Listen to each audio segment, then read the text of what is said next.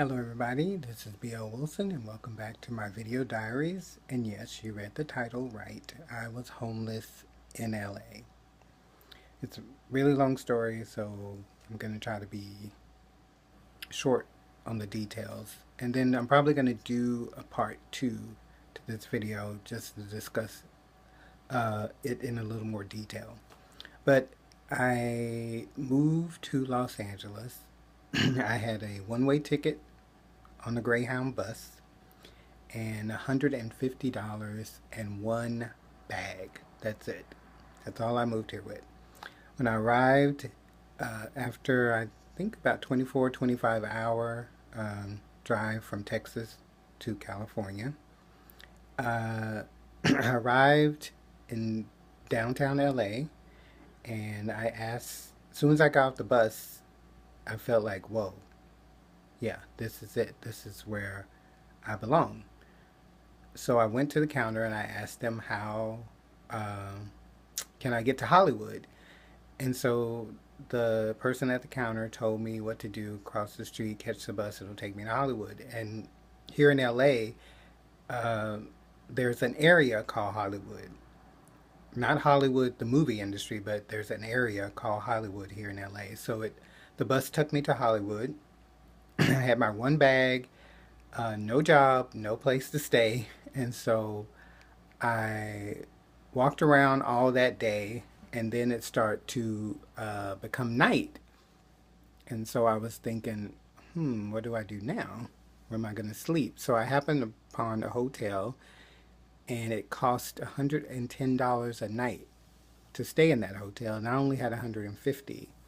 So, but I needed somewhere to stay, so I called my parents, and they told me go ahead and spend the 110 on the hotel, and they would send me money uh, to find another hotel or a cheaper hotel for the next day. So that's what I did. I spent the night in that hotel. I got up in the morning, and before I left Dallas, I had wrote down a bunch of temporary agencies that I could call when I got to LA. And in my bag, I had a lot of business casual and business clothes. And so when I got up the next day, I went to one of the temporary agencies that I wrote down, and she helped me with my resume. She changed things. She helped me a lot. And then out of nowhere, she told me that there was another temporary agency which she had no affiliation with down the street. So I walked down the street, went to that agency with a brand new resume that she helped me fill out, and they actually hired me on the spot and gave me a job the next day. So I got here on a Monday, stayed the night at the hotel. Tuesday, I went to both temporary agencies, and the last agency told me that I would have a job on Wednesday. So I had a job 2 days after I got here, but I still didn't have a place to stay. And so that Tuesday, my parents sent me money. I found a cheaper hotel, and I stayed in that hotel. That hotel was cheaper than the first, but it still wasn't cheap. It was $54 a night. And so you do the math. So I end up staying at that hotel for maybe about 4 days. So I was working Wednesday, Thursday, Friday, Saturday, and Sunday. I was off. Monday, I went to work. But Tuesday, uh, the rent was due again. And so I didn't have any more money to pay the rent for the hotel. So I had to leave. So on that following Tuesday, after being at the hotel for maybe a week, a little less, I had to leave. So I took my one bag full of clothes and other items, and I took it to work that morning and put it under my desk. And my coworker, just jokingly, I think she came to say, what are you doing here with this big bag? Are you homeless? And I said, oh, actually, I just got homeless, and I told her the story. So somehow, she said she didn't do it, but I don't know. Somehow the supervisor of not the temporary agency, but the contract company that I was actually working for found out that I was homeless, and she called the temporary agency.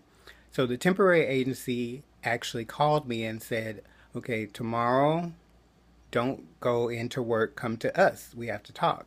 So I went into them, and they told me, you don't share your personal life with the client or the contract company. We don't do that. That's not our policy. And I was like, well, I didn't share my life with anybody, except one of my coworkers, but I wasn't thinking she was gonna tell or anything. But so they said, normally we would take you off that site, but somebody there likes you. They said they wanted you to stay. So what we're gonna do is help you find a shelter or something. So they gave me an office, they gave me a list of shelters, and gave me a phone. And so I called and I found this homeless shelter. They gave me the address. So after I met with the temporary company, I went to work. And so after work, I went to this homeless shelter. And we actually I actually got on the bus. We got to the homeless shelter, and the bus was full of people that I would consider homeless people. So I was looking around like, yeah, I must be going to the right place. So when we got to the stop, I got off, and all these homeless looking people got off with me. And so I just followed them. I didn't know really where I was going. I just followed them, and we got to the shelter.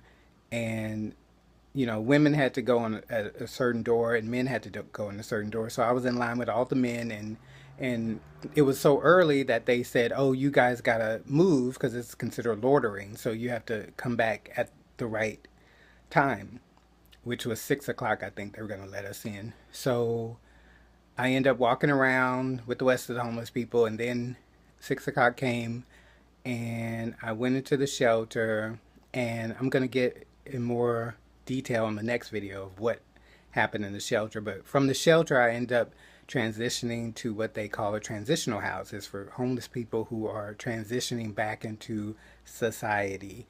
And so I end up going to the transitional house, and I'll get in detail in the next video about my experience there.